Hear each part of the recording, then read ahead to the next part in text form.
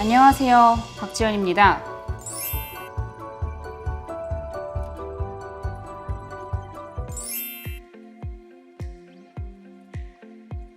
위원장 임기 끝나고 여행도 잠시 다녀오고요. 최근에는 인도에 이제 청년 정치인들 초청하는 프로그램이 있어서 거기도 잠시 다녀오고 또 책도 열심히 쓰고 있습니다. 원래 이제 목표했던 거는 비대위원장 임기 기간 동안 워낙 여러 일들이 있었으니까 그때 얘기를 중점적으로 담으려고 했는데 또 당대표 출마를 준비하면서 있었던 일들도 워낙 스펙타클하다 보니까 그때 이야기들도 좀 담고 제가 정치를 하게 된 이유나 정치권 안에서 이루고자 하는 것들 그리고 이제 정치인 박지연으로서 어떤 미래를 만들고 싶은지 이런 내용들도 좀 담아놨습니다.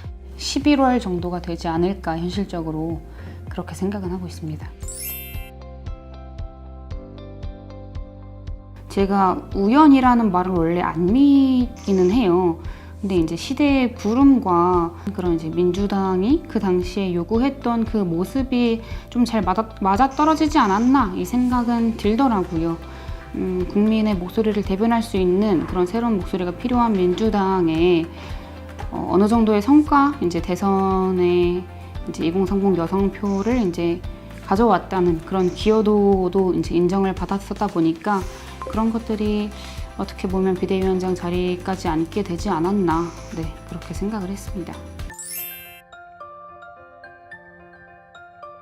비대위원장 자리를 제안받은 건 이제 대선 끝나고 한 이틀, 3일 정도 지났을 때였거든요. 그때 제가 이제 코로나도 걸려 있었고 이제 몸도 아프고 그런 상황인데 전화가 너무 많이 오는 거예요. 이재명 지금 이제 당대표서부터 당시 이제 윤호중 위원장, 송영길 전 대표 해가지고 이제 번갈아 가면서 해야 된다 이런 연락을 주시니까 저도 많이 혼란스럽더라고요. 이거를 해야 되나 말아야 되나. 내가 해봤던 분야도 아니고 너무 낯설고 무거운 자리인데 이거를 내가 어떻게 하지? 이런 생각을 했는데 그래서 주변 분들한테 되게 이제 조언을 많이 구했어요. 적어도 이제 대선 기간에 만났던 여성 의원님들한테도 다 전화를 했었고 대선 때 만났던 이제 청년 정치인들한테도 이제 의견도 구하고 했었는데 대부분 다들 반대를 하시는데 여성 청년 정치인들이 해야 된다고 했으면 좋겠다고 밀어붙이는 거예요. 저를 아파 죽겠는데 막 해야 된대요. 그래서 이거를 제가 어떻게 하냐고 이제 얘기를 하다가 그동안 여성 청년이 이런 자리에 앉은 역사가 없었고 다른 남성 청년 정치인이 이런 제안을 받아서도 우리처럼 이렇게 심각하게 고민을 했겠냐 이렇게 물으시더라고요. 근데 그게 되게 공감이 됐어요. 그래서 그러게요, 그렇네요 하고 그냥 이제 한다고 했었던 거죠.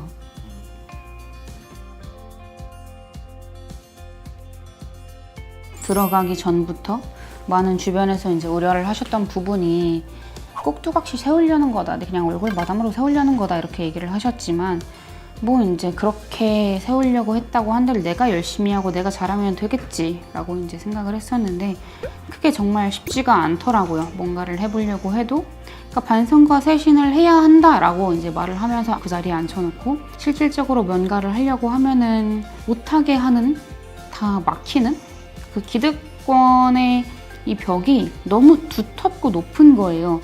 이거를 뛰어넘기도 그냥 뚫고 나가기도 이제 어려운 그런 상황이다 보니까 뭔가를 입을 하나 떼는 것 하나하나가 이제 저한테는 도전이었던 거죠.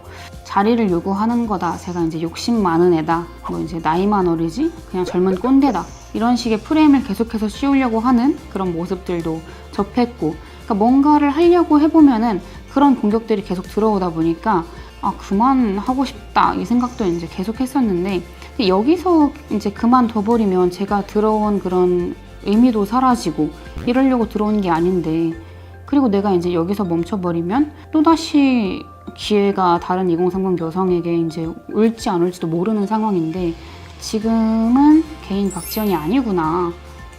대표성을 띠고 있고 누군가가 나를 의지하고 있고 기대하고 있구나. 그런 생각이 들어서 포기하지 말아야겠다라고 좀 생각을 했었던 것 같고 사실 성과라고 한다면 제가 처음부터 이야기를 했었던 게 당내에서 이제 성범죄가 발생했을 경우에 무관용 원칙 이제 엄정하게, 아주 엄중하게 대응을 하겠다라고도 이제 말씀을 드렸었고, 또 온정주의를 뿌리 뽑겠다라고도 이야기를 드렸었는데, 그게 현실적으로 됐나 물으신다면은 안 그런 것 같아요. 그게 이제 워낙 뿌리 깊은 골이다 보니까 그 잠깐 사이에 제가 완전히 뿌리를 뽑을 수 있을 거다라는 기대는 안 했지만, 제가 기대했던 바에는 못 미친 게 맞긴 하죠. 그 바닥이었죠. 네. 기대 이하였고, 사실 생각했던 것보다 더 암담했던 수준이었어요. 뭔가를 이제 바꾸려고 해도 당내에서 그런 성범죄 관련해서 문제가 발생했을 때 이거는 여성들의 일이라고 생각하는 그 남성 의원들의 인식이 굉장히 견고하더라고요. 그래서 이번에 이상훈 의원이 말을 한 것에 대해서도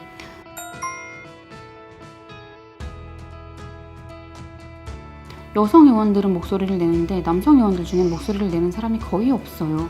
근데 이거는 젠더 문제가 아니라 우리 사회에서 발생한 그런 아주 심각한 사회 문제인 건데, 멀었구나 하는, 많이 이런 것들을 좀 교육을 해야 되는데, 이 국회의원들에게도 그런 교육이 너무 미흡하구나 이런 생각도 많이 들었었고요.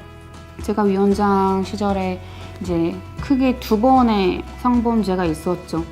이제 박완주 의원 건, 그리고 최강욱 의원 건, 그 2가지 사건에 대해서 굉장히 엄정하게 대처를 하려고 했는데, 뭐 박완주 의원은 제명을 하긴 했지만 아직까지 의원직을 유지하고 있는 게 현실이고, 또 최강욱 의원 같은 경우는 조사 지시를 내린 건데 왜 별것도 아닌 일을 네가 크게 키우냐 이런 식으로 이제 빚어져 나가는 것 같더라고요. 이게 가해를 저지른 사람에게 화살이 향하는 게 아니라 보통 이 성범죄 사건에 있어서는 피해자에게 화살이 향하거나 아니면 그 사건을 지시하라고 하는 사람에게 그 화살이 향하는 그런 형국을 아주 몸속까지 깊이 체감을 하게 됐었던 시간이죠.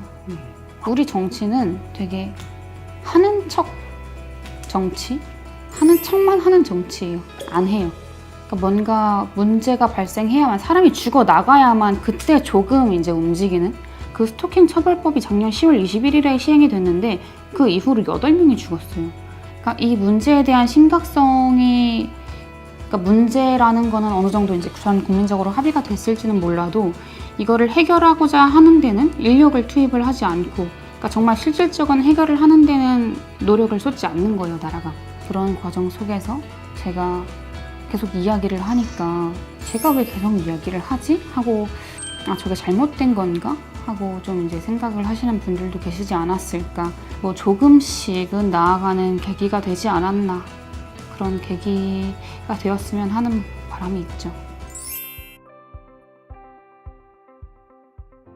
욕을 먹을 자리라는 건 너무 이제 처음부터 알고 제안을 받았었던 거기 때문에, 그러니까 변화를 이루기 위해서는 사실 욕 먹고 뭐 온갖 핍박 이런 것들은 감수해야 되겠다는 생각을 했었어요. 한번 앉은 거 그래도 좀 제대로 해봐야 되지 않겠나라는 생각. 또 이제 불꽃 활동을 할 때부터 어쨌든 눈앞에 잘못된 것들이 뻔히 보이는데, 피해자들이 아파하고 있는데 이거를 내가 이미 봤는데 그냥 이거를 무시하고 넘어간다면 또 다른 그런 방관자들이랑 다를 게 뭔가 하는 생각도 있었고, 또 이제 위원장 자리에 앉았을 때도 눈앞에 이제 이 기득권들의 그냥 자리 지키기, 그냥 눈치 보기, 옳은 걸 옳다고 얘기하지 않고 그런 걸 그르다고 얘기하지 못하는, 그러니까 자기들끼리만의 그런 이제 탄탄한 이 철옹성에 더 질렸었던 것 같아요. 그래서 포기하고 싶은 마음 반, 하지만 이거 진짜 어떻게든 내가 머리를 좀 들이박아봐야겠다라는 그런 마음 반, 계속해서 이제 들이박았던 거죠. 들이박았는데 진짜 뭐 조그만한 금 정도 나지 않았나. 아직 벽이 한 이만큼 두꺼운 것 같아요. 주변에서 하는 이야기가 네 그냥 가만히만 있으면 공천 받을 수 있는데 왜 그러냐. 근데 공천 받고 싶다고 해서 할 말 못하고, 그럴 거면은 정치인을 하면 안 된다고 생각을 해요. 그건 정치인이 아니라고 생각을 하고, 뭐 물론 공천을 받고 뭐 배지를 달아야 제가 이제 원하고자 하는 바를 조금 더 이제 실질적으로 입법할 수 있겠지만 그것보다 중요한 거는 그 정치인이 될 만한 자질을 잃지 않는 게 더 중요하다고 생각을 하거든요. 그래서 뭐 당장 아직 젊으니까 당장 뭐 공천권을 받든 안 받든 그것보다는 그냥 남 눈치 안 보고 기득권 눈치 안 보고 할 말 하는 정치인으로 그냥 계속 남아야겠다. 그러니까 제가 그 남양주에서 정치학교 강연을 이제 짧게 최근에 한 적이 있는데 그때 뭘 주시는 거예요.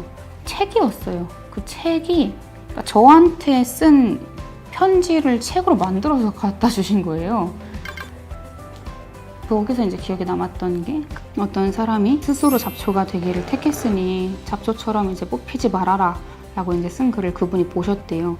근데 잡초 말고 정말 튼튼한 거목이 되어서 뿌리를 내려가지고 절대 뽑히지 말아달라고 이렇게 얘기를 해주신 걸 보고 아 정말 이렇게 나에게 기대를 거시는 분이 있구나 하는 생각을 많이 하게 돼서 진짜 올바르게 성장해야겠다 이 생각도 많이 하고 지금처럼 해야겠구나 이제 뭐 욕을 먹을지언정 힘들지언정 내가 마냥 틀린 길을 걸어오진 않았구나 하는 그런 생각도 하게 됐었죠. 앞서 말씀드린 것처럼 그냥 눈치 보지 않는 정치를 하고 싶고요. 사실 뭐 정치는 계속 하려는 생각은 있는데 그런 뭐 장기적인 플랜 이런 것들은 세워놓진 않았어요. 워낙 또 계획대로 되는 게 하나도 없어가지고 여기 비대위원장 된 것도 제 계획에는 전혀 없었던 일이다 보니까 제가 생각하는 그런 정치인의 참 모습, 본 모습이라고 하면은 나보다 타인을 생각하는, 배려하는 그런 마음이 기본적으로 내재된 사람이 정치를 해야 한다고 보거든요. 지금 정치권에는 그러지 못한 사람들이 너무 많은 것 같아서 그런 마음을 잃지 않아야지라는 그런 생각도 많이 하고 있고요. 정치인이라고 했을 때 국민들께서 가지고 계시는 그런 안 좋은 인식 이런 것들을 좀 저런 애도 있네 하는 좀 좋은 인식, 정치인이라는 그 단어 자체에 좋은 인식을 부여할 수 있는 정치인이 되고 싶다. 네.